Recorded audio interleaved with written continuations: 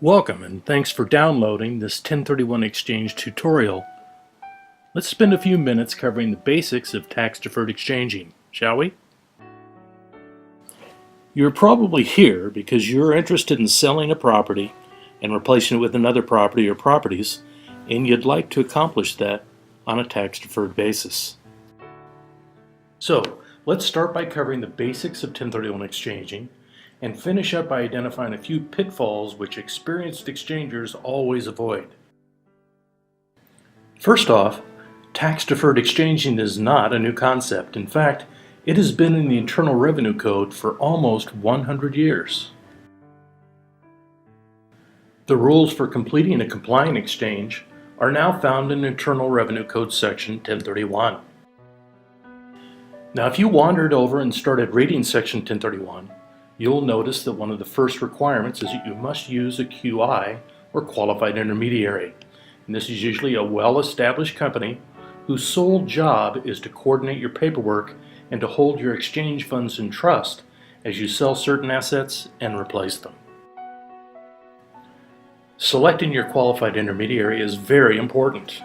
In fact, it is so important that we simply encourage you to use the biggest and most established intermediary in the country, IPX 1031. We found them to be amongst the very best in the business.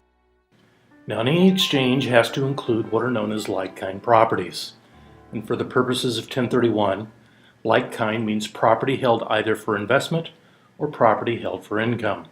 So this is investment property we're talking about, not your personal residence. Next is this. You have a total of 180 days to complete your exchange.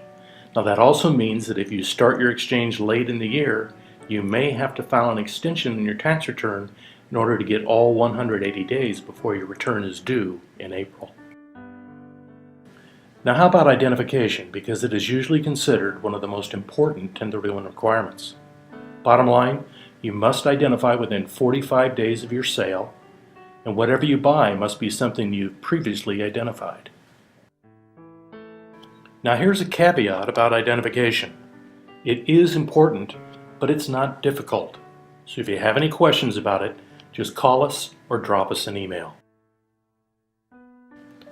Here's the first identification rule, the 3-property rule, meaning, of course, that you can identify up to 3 properties of any value.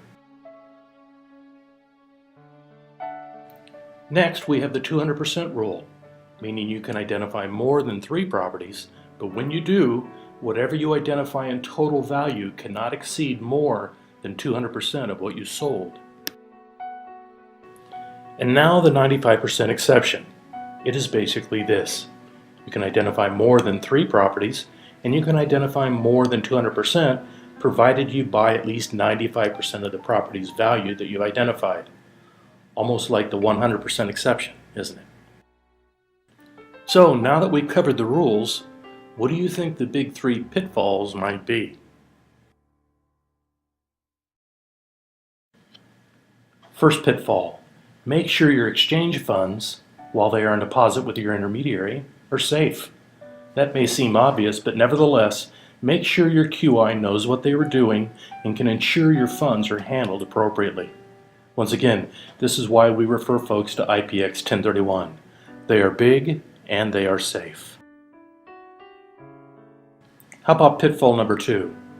Well, your 45-day ID period moves especially fast, so make sure you start looking for replacement property as early as possible. In fact, looking before you close on your relinquished or exchange property isn't a bad idea. Pitfall number 3, plan your exchange first.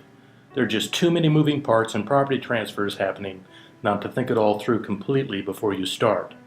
And we will help you do that, and we'll make it all painless.